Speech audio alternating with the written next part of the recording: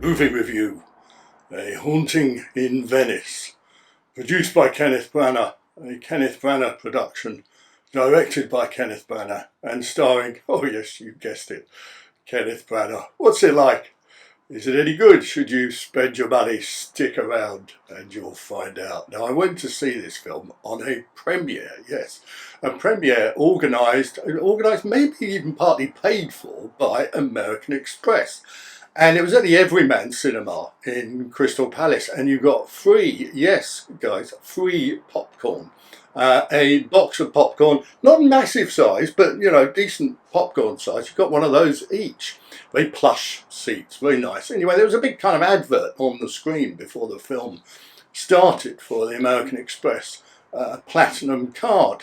And it says in not that small print down the bottom, annual percentage rate 470.7%, and I absolutely love that 0.7%. I mean, that's fundamental, isn't it? Because if it was 470.8%, I mean, that would be expensive, wouldn't it? And if it was 471%, you'll think, fuck me, I'm not getting an American Express Platinum card. But when it's only 470.7%, you're going to think, yeah, why not? I'll get me some of that. Now, you will know the American Express card, which is obviously owned and run by the American government, that kind of interest rate is why the United States is the second richest country in the world after Denmark. And if you want to get an American Express card, incidentally, I do have an American Express card, but it is not a platinum card. I think the one below platinum is gold, and the one below that is silver, and the one below that is bronze, and the one below that is plastic. I mean, how do you get a fucking gold card into the card machine? I mean, supposing the machine ate your card, you'd think, Christ, I've got a gold American Express card. The card itself is worth £2,000. The machine's bloody eating it. So anyway, I suggest if you want to get an American Express card, don't get a platinum card, get a plastic card. So the film, what's it like? Well, it's an adaptation of an Agatha Christie story, which I have not read, incidentally. And it's terrible. It's absolutely terrible. And I was talking to my lady wife about it, and there was a couple of things we both said. I mean, first of all, when we came out of the cinema, she said, what did you think? I said, I thought it was boring. I thought it was boring as fuck. And then we were talking about it, and we both agreed it was unpleasant and distasteful. Okay, so deeply unpleasant, deeply distasteful, deeply boring, deeply dull. And if it's, you know, for a kind of haunting, you know, there's a, I mean, I'm just, you know, she said, I said it wasn't even scary. She said, oh, well, I shut my eyes for a bit of it. I said, I wish I shut my eyes for the whole lot of it and covered my fucking ears as well, because it's one of those films where you've got a seance, okay? You've got a seance in a haunted house. Oh, yeah. It's in Venice, yeah. And there's a storm. Why is there always a storm? I mean, do they have horror films in Libya and there's always a storm and Great Big Tsunami and you're watching the film of Bush, there we are, you're gone.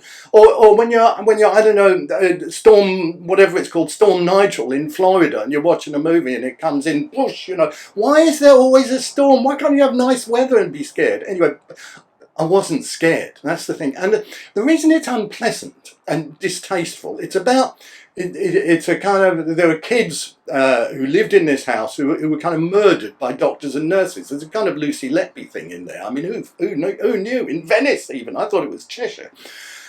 And then there's a woman who now lives in the house. Of course, she lives in the haunted house, and her daughter committed suicide, and maybe she committed suicide, and maybe she was murdered. So she gets in this medium, played by Michelle Yeoh, to conduct a seance to try and find out, you know, what happened to the daughter. And Hercule Poirot is brought in by her friend Ariadne Oliver, the friend, to basically debunk this medium and say it's all nonsense because the little grey cells, and he applies logic and reason and so on and so forth. And so there is no magic in the Hercule Poirot world.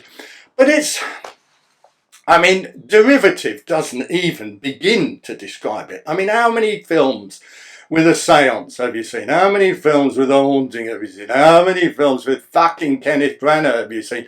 I tell you who else is in it. Jamie Dornan, who was in that Belfast thing with Gillian Anderson. I thought he was really good in this. Here he's, Oh, he plays this ex-soldier, so of course he's got PTSD from the Second World War. And why has he got PTSD? Well, he was one of the people who liberated the concentration camps. I mean, who knew you'd get PTSD from that? And then there's this kind of precocious child who's got glasses. Why? Do precocious kids always have to have glasses? Why can't they have fucking contact lenses? Why can't they have laser eye surgery? Why can't they have cataract operations at the age of 4 so they don't have to wear glasses and be a precocious kid? And then they've got Camille Cottin. Now you may remember, Call My Agent, right? That French thing which appeared on Netflix, and Camille Cottin was in it, and she was wonderful. What is she doing in this film? I know she got some fame from that. I know Hollywood wanted her to all the films. I know they wanted to shoehorn her into something, but she does her best. But oh God! And then there's a woman who plays Ariadne Oliver, who might or might not be Tina Fey, because I don't actually know what Tina Fey looks like. And then there's a couple of minor actors and actresses who you've never seen. But it's dull. Now, the thing about Murder on the Orient Express, the Kenneth Branagh version, which I hated, incidentally, and Death on the Nile, the Kenneth Branagh version, which I hated, incidentally. But I kind of enjoyed them because they were remakes of classic films. I mean, they were sort of pastiche, they were sort of parody, they were sort of updating, and I hated them. But you knew what he was doing. You knew why he did it. Now, as I said, I've not read this story. I have no intention of reading the story. If the story is any better than the film, then it's terrible. And if it's worse than the film, it's absolutely atrocious. So I'm not going to read it. But you say to yourself, why bother, Kenneth? Why bother? I mean, you've got enough work. I mean, you were in Oppenheimer. I mean, people, they see you as the next Laurence Olivier. You're the grand old man. Old, he's probably about the same age as me, a bit younger probably, although he looks older.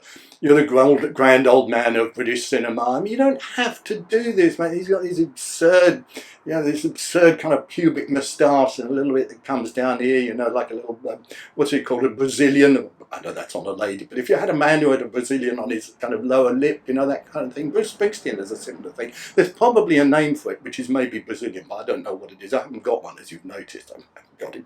That's another story.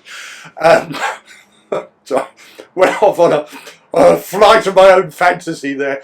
What was I going to say? Yeah, it's dull, but I tell you what, the popcorn, I like the popcorn.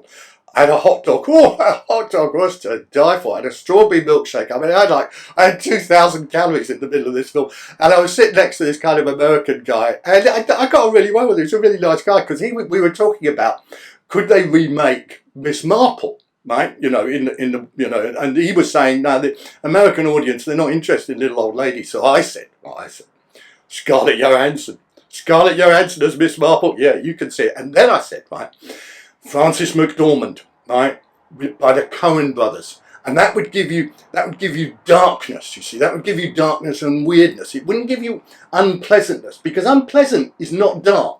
And dark is not unpleasant. Unpleasant is just unpleasant. I was saying to my lady wife again when I saw, Charlie and the Chocolate Factory with Johnny Depp, which I hated because I just thought it was unpleasant. It was distasteful. It was a nasty film. It's a horrible film. It was horrible about short people. I mean, I'm horrible about short people, but that's different. I'm entitled to. It was horrible about fat kids. I mean, I'm horrible about fat kids, but that's okay. I'm entitled to. It was horrible about just about everybody. And this film is just, I can forgive anything in a movie, but I cannot forgive boring, dull, derivative, distasteful, nasty, unpleasant, not scary. And I mean, there are three people I think who get killed in this, or maybe four. I can't quite remember. But the thing is, right, you don't care a toss about any of them. You just could not care less. I mean, what you want is for them all to get killed, preferably Hercule Poirot, and then the film to end. And you think, oh, hooray, there won't be any more of these. Because, should you go and see it? No. Don't even go and see it if American Express at 470.7% APR is going to pay you to go and see it, because it is awful. It reminded me a little bit of Glass Onion. Now, I really liked Knives Out. I didn't at first, and then my son said to me, "You're wrong, Dad," and I rethought about it, and I decided I really liked it. But I saw Glass Onion, I hated it. And this kind of reminded me a bit of Glass Onion in the sense that it was unnecessary. Because you said to yourself, why make it? Why make it? Why make Glass Onion? Just because you made a good first film, that doesn't mean the second film is good, and it wasn't. And this one, because the first two films, they weren't good, I hated them, but they're all right, you know what I mean? Murder on the Orient Express, Death on the Nile, etc., etc. You think, why make this? There's no point. So, should you go and see it? No. Should you spend your money? No. What should you do instead? Why should I care? Go live your fucking life, you know. A man's reach should exceed his grasp, or what's a heaven for? That's my word of the day. I saw something on Facebook, I think it was Stephen Merchant, who's being interviewed by Jonathan Ross, and there was, what's her name, who's that woman, Naomi Campbell, and I think one of the girls from Girls Aloud, I'm not sure. And Stephen Merchant was asked to try out these pickup lines, you know, because Stephen Merchant always says he has trouble with women. So Jonathan Ross says, try out these pickup lines. So he says to Nicole, whoever the one is from Girls Aloud, he said, "Let me try out this line on you. The word of the week. The word of the week is legs. Let's go back to my place and spread the word." I thought that was wonderful. Anyway, but I'm haunting in Venice. Forget it. Forget it. Thanks for watching, and see you next time.